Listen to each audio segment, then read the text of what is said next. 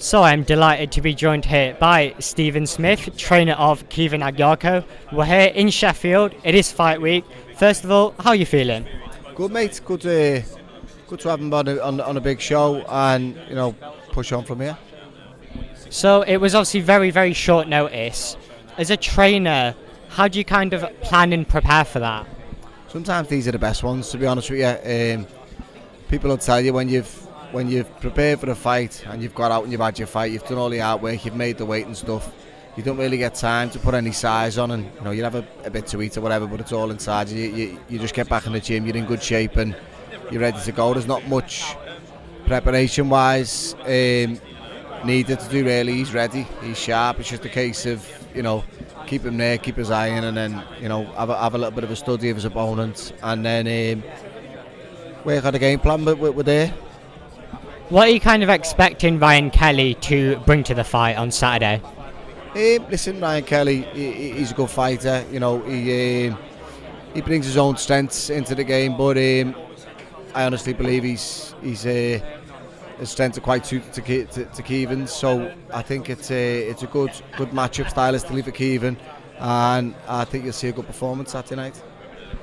If Caoimhin does get the win on Saturday, how far do you think he can go in the next, say, 18 months?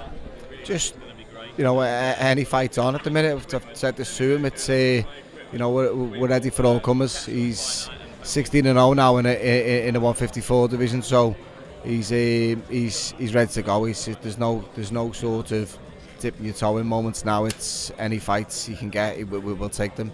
So. Whatever names are there and thereabouts in the division, it's a yes from me. It's just, let's go for it now. Let's show how good he is, and let's find out how good he is.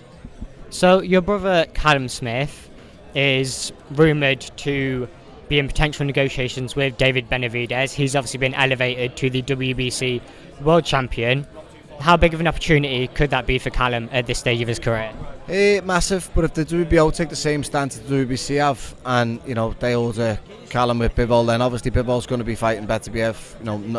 No problem with that. Obviously they deserve it, the two of them, two great fighters, two top elite fighters, and they fought each other and beat each other. So the trilogy is what everyone wants to see. That's fine, but they've both been undisputed champion now. So rather than holding the belts up for three fights back to back, it's giving others opportunities. So if Callum gets elevated to world champion and him and Benavidez becomes a unification fight, which makes it even bigger. It's a massive fight for Callum anyway. I think he's a top fighter, Benavidez. He's really good. I think the way he puts his punches together in combination, I think will marry up really well with Callum's style. So I think it'll be a fan-friendly fight, and it'll be really exciting for as long as it lasts. How do you see the fight playing out between Callum and David? Yeah, I think it's a very good fight to watch. I think it can really help but be a good fight.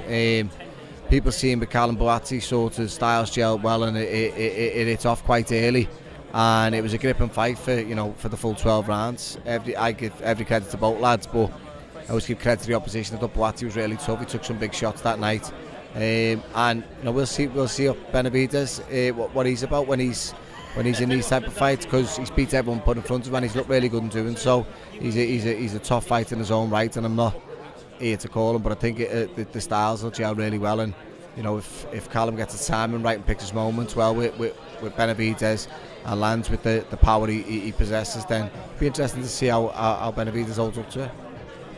So someone who has recently come into your stable is Taekwondo athlete Jade Jones.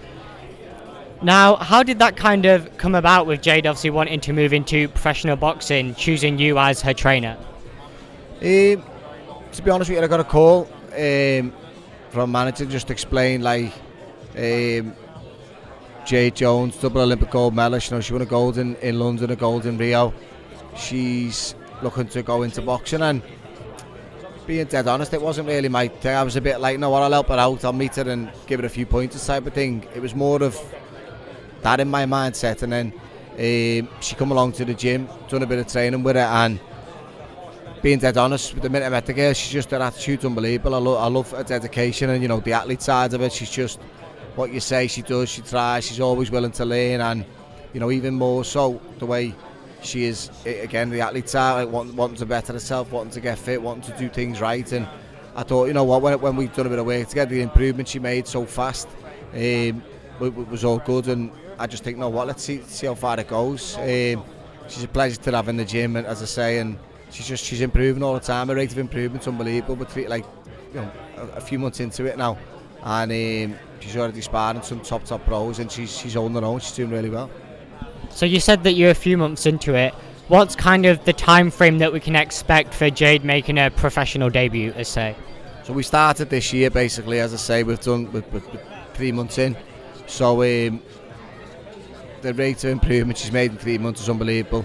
The aim for us, realistically, look, you want a year training in the sport before you go in with these girls who fought their whole life, but again, with the rate she's improving at, we're looking at September. We wanted to make a pro debut in September. So that being said, it's going to be a really quick transition, but I'm hoping people's eyes are open when they see, her dedication side, the way she's learned, the way she's improved. When they get on board with the journey, it's an unbelievable story. The fact that someone can be the absolute elite, 2-time Olympic gold medalist, win 2 different Olympics as well, by the way, in any sport, let alone taekwondo, and then, which is all feats really, and then go across to boxing and be successful in that. So it's going to be an interesting journey. Look, how far she can go is how long's a piece of string type of thing. We no one knows, but the fact that she's willing to put a reputation on the line, and everything what she's done in the past, to go and try in my opinion the toughest sport in the world, just says everything about the girl. Does Jade have like a specific goal, or is she simply just in it because she wants to push herself to the best that she can be? Yeah, listen, she's going to come in to aim for the top, of course she is. I wouldn't expect nothing less, but ultimately it's just one fight at a time. She's got to get in and she's got to win first.